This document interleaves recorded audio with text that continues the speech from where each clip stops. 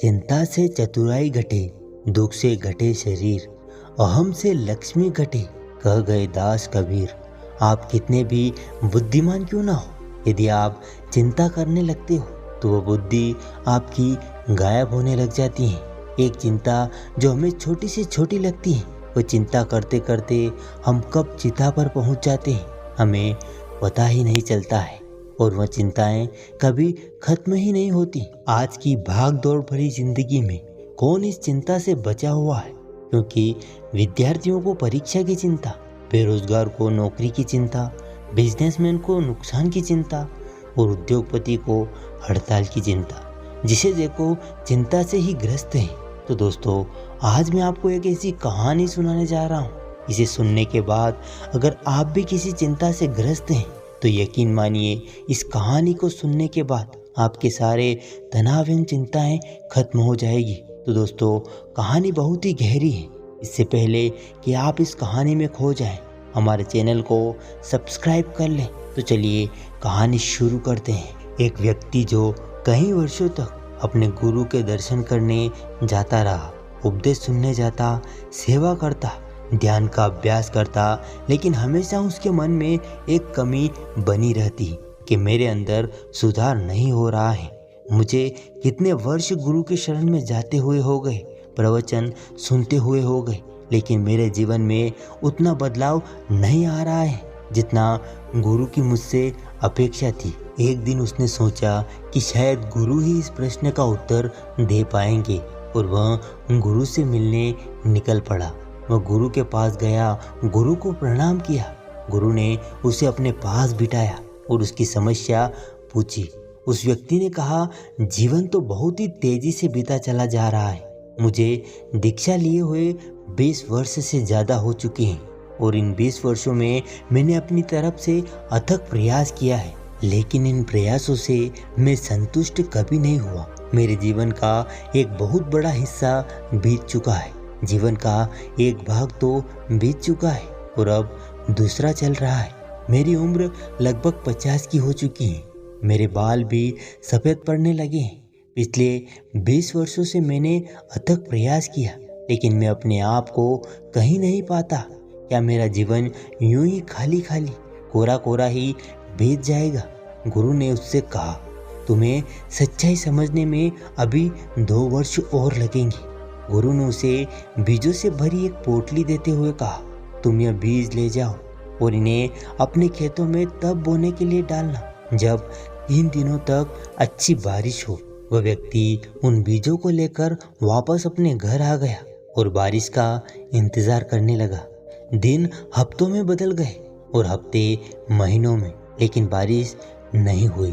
तो फिर कभी 1 दिन बारिश होती, कभी 1.5 दिन, तो कभी 2 दिन, लेकिन 3 दिनों तक बारिश कई दिनों तक नहीं हुई। वह प्रसन्न होता जैसे ही बारिश शुरू होती, लेकिन फिर दुखी हो जाता जब बारिश कुछ ही देर में बंद हो जाती। कई महीने फिर ऐसे ही बीत गए। अब वह दुखी रहने लगा कि शायद 3 दिन तक तो कभी बारिश होगी ही नहीं। वह यही सोचता रहता। तभी एक दिन अचानक भयानक काले बादल आए और रात दिन लगातार 3 दिन तक बरसते रहे। उस व्यक्ति के अंदर अत्यंत प्रसन्नता का भाव जागा। उसने गुरु के दिए हुए बीज पोटली से निकाले और खेतों में बो दिए। अगले 2 महीनों में वह बीज अंकुरित हुए, बड़े हुए और पेड़ बन गए, लेकिन उसे कुछ भी नहीं पता था कि यह किसके पेड़ हैं, क्योंकि उसने गुरु से बीजों के बारे में कुछ पूछा ही नहीं था। तीसरे महीने से उन पेड़ों पर फूल आने शुरू हो गए और देखते ही देखते चारों ओर फूल ही फूल हो गए। तितलियां, मधुमक्खियां, भंवरे और न जाने कहां से लोग उन फूलों को देखने और उनकी सुगंध का आनंद लेने आने लगे। इतने सारे लोगों से तो वह अपनी पूरी जिंदगी में नहीं मिला था, और ना ही उसने एक साथ इतने सारे लोगों को पहले कभी देखा था।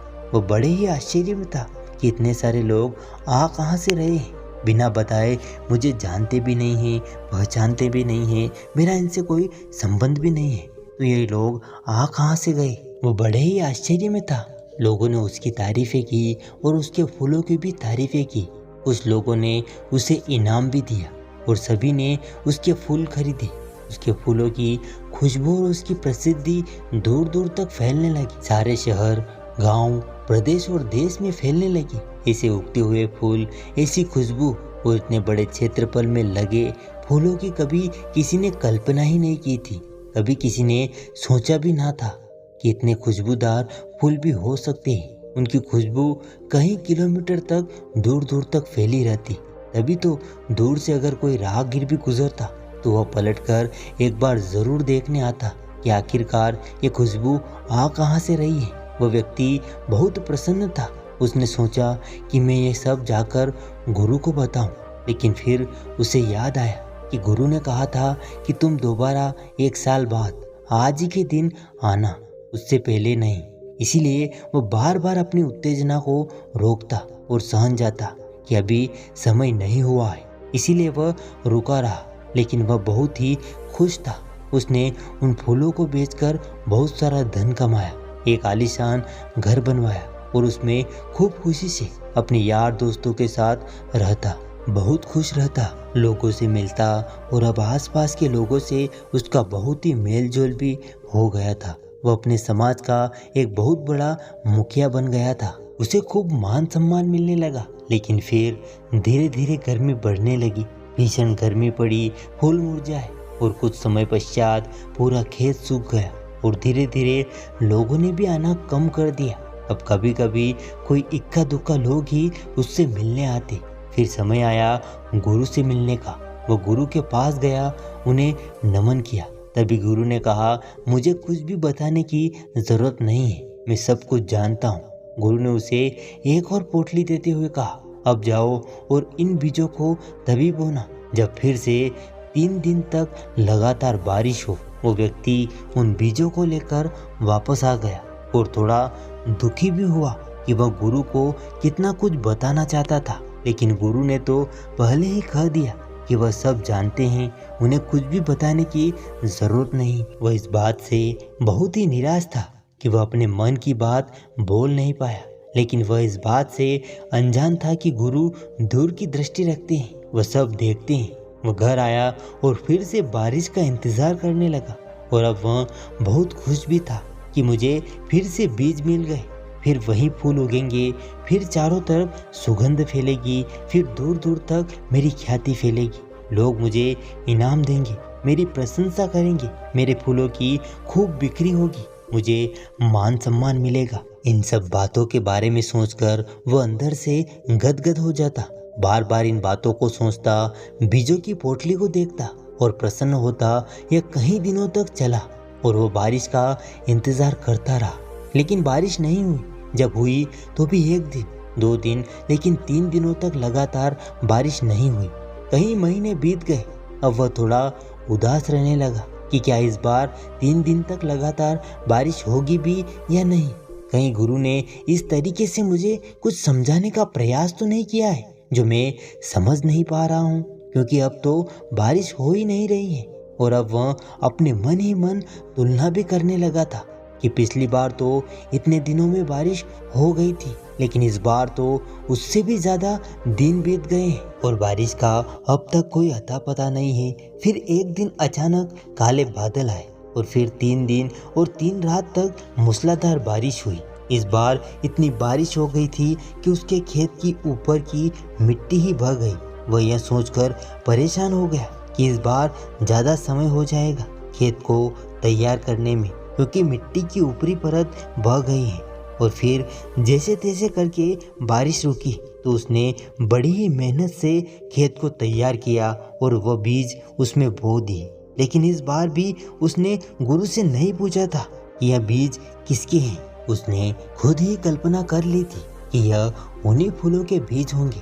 धीरे धीरे वह बीज अंकुरित हुए और उनमें फूल आने लगे, लेकिन वह यह देखकर हैरान हुआ कि इस बार फूल इतने छोटे क्यों हैं। लेकिन वह फिर भी इंतजार करता रहा। उसने सोचा कि शायद इस बार इन पेड़ों पर फल आने वाले हैं। लेकिन कुछ दिनों के बाद उसने देखा कि सारे पेड़ों पर धीरे धीरे हरी मिर्च लगने लगी है और वह मिर्ची की फसल बड़ी ही तेजी से फलने फूलने लगी। धीरे धीरे वह मिर्च लाल होने लगी। कुछ दिनों तक खेतों में तोते आए, लेकिन इस बार कोई भी तितली नहीं आई, कोई भी भंवरा नहीं आया, कोई भी मधुमक्खी नहीं आई। और इस बार ना तो आसपास कोई सुगंध उठी, ना कोई सुंदर नज़ारे बने और ना ही दूर दूर से राहगीर आए उसके खेतों को देखने। इस बार ऐसा कुछ भी नहीं हुआ। वह बहुत ही आश्चर्य में था कि आखिर इसके पीछे क्या रहस्य है। वह थोड़ा चिंतित भी होने लगा, लेकिन थोड़ी उत्सुकता भी थी कि देखते हैं कि आगे क्या होता है। फिर जैसे जैसे गर्मी बढ़ने लगी, वह मिर्ची लाल होने लगी। धीरे धीरे वह मिर्ची पककर खेत में ही गिरने लगी और सूखने लगी। सारा खेत भी सूख चुका था। धीरे धीरे वह मिर्च फटने लगी और सारे खेत में फैलने लगी। और जैसे जैसे गर्मी बढ़ने लगी, गर्म हवाओं के साथ वह मिर्च भी उड़ने लगी और उस मिर्च से लोगों की आंखें और लोगों के गले जलने लगे। अब लोगों ने दूर दूर तक उस ओर आना ही छोड़ दिया, वह रास्ता ही छोड़ दिया। और जहाँ जहाँ वह हवा फैलती, लोग परेशान होने लगे। बहुत भला बुरा कहते उस व्यक्ति को कि इस मूर्ख ने ये क्या कर दिया। अगर इसने इन मिर्चों को बो ही दिया था तो फिर बाजार में जाकर इन्हें बेच भी देता या फिर इनका कोई इंतजाम करता। लेकिन इसने इन मिर्चों को खेत में ही गिर जाने दिया और अब ये मिर्चें लोगों की आंखों और गलों में चुभ रही हैं। लोग उससे बड़े ही नाराज रहने लगे और उसके खेत के आसपास जितने भी पशु पक्षी थे वह सब वहां से पलायन कर गए। वह बहुत ही डरा हुआ था, वह अकेला पड़ गया था। अब वह किसी तरह से खुद को बचा था, क्योंकि उसकी भी आंखों और गलों में मिर्ची लग रही थी। वह दिन रात अपने मुंह को कपड़े से ढक कर रखता और हवा की विपरीत दिशा में बैठकर खुद को बचाने का प्रयास करने लगा। और यह सिलसिला कई महीनों तक चला। उसकी गुरु से मिलने की प्रचंड इच्छा थी, लेकिन गुरु ने पहले ही बोल रखा था कि साल भर बाद आज ही के दिन आना। वह बहुत ही परेशान था। उसके लिए एक एक दिन काटना बहुत ही मुश्किल पड़ रहा था, लेकिन किसी तरह से वह दिन आ ही गया था जब वह अपने गुरु से मिलने जा सकता था। वह अपने गुरु के पास गया और अपना सारा हाल सुनाना चाहा, लेकिन गुरु तो पहले से ही सब जानते थे। गुरु ने कहा, मैं तो सब जानता हूँ तुम्हारे साथ जो हो रहा है, लेकिन अगर तुम समझ पाओ तो। गुरु ने उससे पूछा, क्या तुम कुछ समझे इन 2 सालों में जो मैंने तुमसे कहा था कि अभी तुम्हें 2 साल और लगेंगे? तुमने क्या समझा? सबसे पहले तो तुम यह समझो कि तुम कौन हो। क्या तुम्हें पता है तुम कहाँ से आए हो? क्या तुम्हें अपने पैदा होने का पता है? उसने कहा, नहीं, मुझे नहीं पता कि मैं कैसे पैदा हुआ। जब मैं समझने लायक हुआ और लोगों ने कहा कि ये तुम्हारी माँ है, इसी ने तुम्हें जन्म दिया है, तब मुझे पता चला कि मैं इस माँ से पैदा हुआ हूँ। लेकिन मेरा पैदा होने का मुझे कुछ भी पता नहीं है। गुरु ने कहा कि तुम्हें ये याद नहीं कि तुम कैसे पैदा हुए, तुम्हें यह याद नहीं कि तुम्हारे माँ बाप कौन थे। तुम्हें बताया गया कि यह तुम्हारे माँ बाप हैं, तब तुमने जाना कि यह तुम्हारे माँ बाप हैं। तुम इन्हीं से पैदा हुए हो और फिर तुमने परिवार बनाया। क्या तुम्हें याद है कि तुम अपने परिवार को अपने साथ लेकर आए थे? क्या तुम्हें याद है कि तुम पैदा होते समय अपने साथ कुछ लाए थे?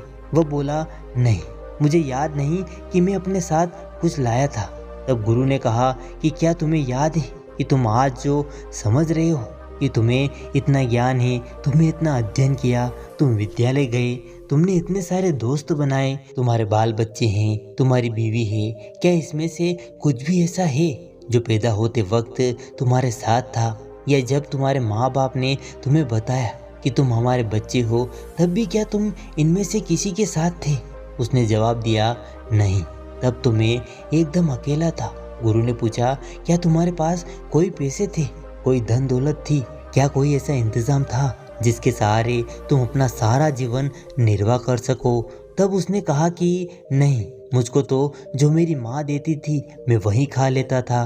और क्या तुम्हारे पास भविष्य की ऐसी कोई चिंता थी कि कल तुम्हें दूध मिलेगा या फिर नहीं मिलेगा, या फिर तुम्हें रोटी मिलेगी या फिर नहीं मिलेगी? क्या तुम इसको लेकर चिंतित रहते थे?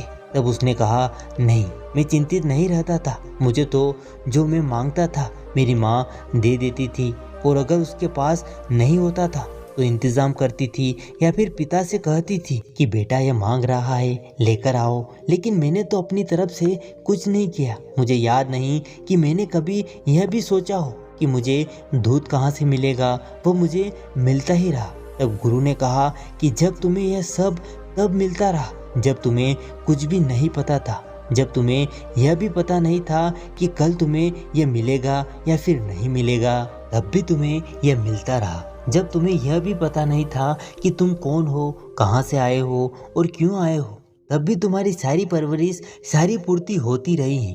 तो क्या तुम यह सोचते हो कि अब तुम यह सब कर रहे हो? क्या तुम अब भी यह सोच रहे हो कि तुम्हें 20 साल यहाँ आते आते हो गए और तुम्हें अभी तक कुछ भी नहीं मिला? तुम्हें क्या होना है? तुम क्या पा लेना चाहते हो? तुम तो हो ही नहीं। तुम कौन हो? जरा संस्मरण करो इस बारे में। क्या तुम्हें जिस नाम से पुकारा जा रहा है तुम वही हो? क्या तुम्हें पता है कि यह तुम्हारा ही नाम है? उसने कहा, मुझे पता नहीं कि यह मेरा ही नाम है, लेकिन जब मेरे कानों में इस नाम की आवाज़ पड़ने लगी, जब मुझे ये समझ आने लगा कि यह मेरे लिए ही कहा जा रहा है, तब धीरे धीरे मुझे पता चला कि मेरी माँ मुझे इस नाम से पुकारती है। तब मुझे पता चला कि यह मेरा ही नाम है। तब गुरु ने कहा कि तुम हो ही नहीं, तुम अपने से आए ही नहीं हो। क्या तुम अपने से आए हो? क्या तुमने चुना था कि यही मेरे माँ बाप होंगे, यही मेरा घर होगा? क्या पैदा होने से पहले तुमने इस बारे में कुछ सोचा था, कोई चुनाव किया था? उसने कहा, नहीं, मुझे तो कुछ भी याद नहीं है कि मैंने कुछ चुनाव किया था। मुझे तो यह भी याद नहीं कि मैं पैदा भी हुआ था। मुझे तो यह भी याद नहीं कि यह मेरी माँ है, यह मेरे पिता हैं। मुझे कुछ भी याद नहीं, मेरा कोई चुनाव नहीं। तब गुरु ने कहा कि तुम हो ही नहीं। तुम अब जो कह रहे हो कि मैं हूँ, तुम जो कह रहे हो कि मैंने इतने फूल उगाए, क्या यह तुम्हारे बीज थे या यह तुम्हारे फूल थे? क्या योगदान दिया तुमने इन फूलों को उगाने में? जरा बताओ। वह बिल्कुल चुप हो गया। उसके पास कोई भी शब्द नहीं थे। अब वह सिर झुकाए गुरु के सामने खड़ा रहा। गुरु ने कहा कि यह बीज मैंने तुम्हें दिए और इन बीजों को तुमने 3 दिन बारिश होने के बाद जमीन में डाला। क्या यह बारिश तुमने कराई थी? क्या वह मिट्टी जिसमें बीज अंकुरित हुए उसने तुमने बनाया था? क्या तुमने इनके लिए कोई प्रयास किया था? वह अपनी पलकें झुकाए चुपचाप खड़ा रहा। उसके पास अब कोई शब्द नहीं थे। गुरु ने कहना जारी रखा, क्या तुमने इन बीजों को जमीन के अंदर फटते हुए देखा? क्या तुमने देखा कि ये कैसे अंकुरित हुए और कैसे उनमें से पेड़ निकला? ये जमीन के अंदर जो प्रक्रिया हुई, जो सारा खेल हुआ, क्या तुमने इसके लिए कुछ प्रयास किया था? क्या तुमने उन बीजों के अंदर जीवन डाला था? उसके पास कोई जवाब नहीं। वह मौन था, चुपचाप खड़ा रहा। तब गुरु ने कहा कि तुम हो ही नहीं, बस तुमने मान लिया है कि तुम हो। और तुमने जब से ये माना है कि यह मैं कर रहा हूँ, जब से तुमने माना कि यह सब मेरा है, ये मेरी माँ है, ये मेरे पिता हैं, मैंने ये सब हासिल कर लिया है, मैंने वह हासिल कर लिया है, मैंने पढ़ाई कर ली है, मैंने शादी कर ली है, मैंने व्यापार खड़ा कर लिया है, मैंने बच्चे पैदा कर लिए हैं, ये मेरे बच्चे हैं। असल में तुमने यह कुछ भी नहीं किया है। तुमने सिर्फ मैं को जन्म दिया है और इस मैं की वजह से तुम्हें पता नहीं चल पा रहा है कि तुम कौन हो। तुम तो हो ही नहीं। क्या तुम हो? क्या तुम्हें पता है कि तुम कौन हो? उसने कहा, मुझे यह तो पता नहीं कि मैं हूँ, परंतु मैं यह जरूर समझ गया हूँ कि इस मैं को मैंने बनाया है। गुरुदेव, आपके कहने से मैं अब समझ पा रहा हूँ कि इस मैं को मैंने बनाया है। यह मैंने ही कहा है कि यह मेरा शरीर है, यह मेरी माँ है, यह मेरे खेत है, ये मेरे फूल हैं, ये सारे मैं मेरे ही हैं, मैंने ही बनाए हैं। मैं इन्हें लेकर नहीं आया था, क्योंकि जब मैं आया था तो मुझे तो पता ही नहीं था कि मैं कौन हूँ। मुझे तो लोगों ने बताया कि मैं हूँ। मुझे एक नाम दिया गया और जब मुझे उस नाम से पुकारा गया तब मुझे समझ आया कि मैं यह हूँ। मेरे शरीर का यह नाम है, लेकिन मुझे अभी भी यह पता नहीं है कि इस शरीर के अंदर कौन है जो देख रहा है, बोल रहा है, सब कुछ समझ रहा है। तब गुरु ने कहा, जब तुम्हें कुछ भी नहीं पता है कि तुम कौन हो और यह सोच रहे हो कि मैं 20 सालों से कर रहा हूँ, कौन कर रहा है? तुम्हारा मैं कर रहा है और यह मैं कहीं भी नहीं जाने वाला। 50 साल गुजर गए और 50 साल और गुजर जाएंगे, लेकिन यह मैं कहीं भी नहीं जाने वाला। जो यह कह रहा है कि वो मेरे फूल थे, सच बताओ, क्या वह तुम्हारे फूल थे? जो यह कह रहा है कि यह बीज मैंने लगाए हैं, क्या यह बीज तुम्हारे हैं? तुम्हारे यहाँ कुछ भी नहीं, तुम हो ही नहीं। तुमने बस मान लिया है कि तुम हो और इस मान लेने से इस मैं ने ये सारा संसार बनाया है। तुम्हारा मैं ही तुमसे कह रहा है कि मैंने ये फूल लगाए हैं, मैंने फूलों की खेती की, मेरी प्रशंसा हो रही है, मेरी प्रतिष्ठा बढ़ रही है, मैं मुखिया बन गया उस समाज का, मैंने बहुत मेहनत की। क्या किया तुमने? क्या उन बीजों को तुमने बनाया था? क्या उन्हें धूप तुमने दी थी? वह बस निशब्द खड़ा था, उसके मुंह में कोई शब्द नहीं थे। अब उसके पास यह भी कहने को नहीं बचा था कि वह 20 साल से कुछ कर रहा था। वह ध्यान करता, तब गुरु ने कहा कि तुम मुक्त हो, तुम पहले दिन से ही मुक्त थे। यह तो तुमने खुद ही बेड़ियां लगाई हुई थी, और यह बेड़ियां थी मैं की बेड़ियां। तुमने ये बेड़ियां लगाई हुई थी कि मैं 20 साल से कर रहा हूँ। ये मैं की बेड़ियां ही तुम्हारे रास्ते की सबसे बड़ी रुकावट है। ये मैं ही तुम्हें गहरे ध्यान में नहीं उतरने देता है। ये मैं ही तुम्हें यहाँ से मुक्त नहीं होने देता है। तुम ये मानो कि तुम हो ही नहीं, पर क्या तुम्हें लगता है कि तुम हो? मैं फिर पूछता हूँ कि क्या तुम हो? क्या तुम्हें पता है कि तुम आए हो? क्या तुम्हें पता है कि तुम पैदा हुए?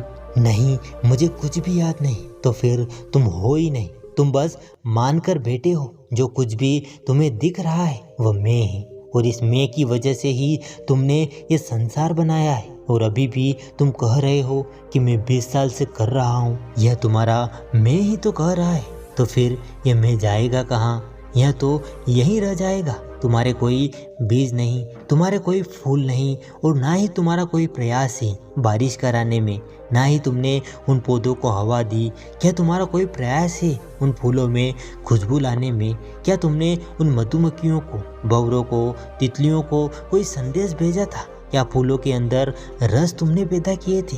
तुम हो ही नहीं, बस तुमने मान रखा है कि तुम हो, और तुम साथ कुछ भी लेकर नहीं आए थे। तुम्हें तो कुछ भी पता नहीं था। तुम्हें तो कपड़े भी पहनाए गए, तुम्हें साफ सफाई से रहना सिखाया गया। तुम्हें तो यह भी पता नहीं था कि कैसे खाना खाया जाए, कैसे पीना है। तुम्हारे मुंह में स्तन को लगाया गया, तभी तुमने दूध पीना सीखा।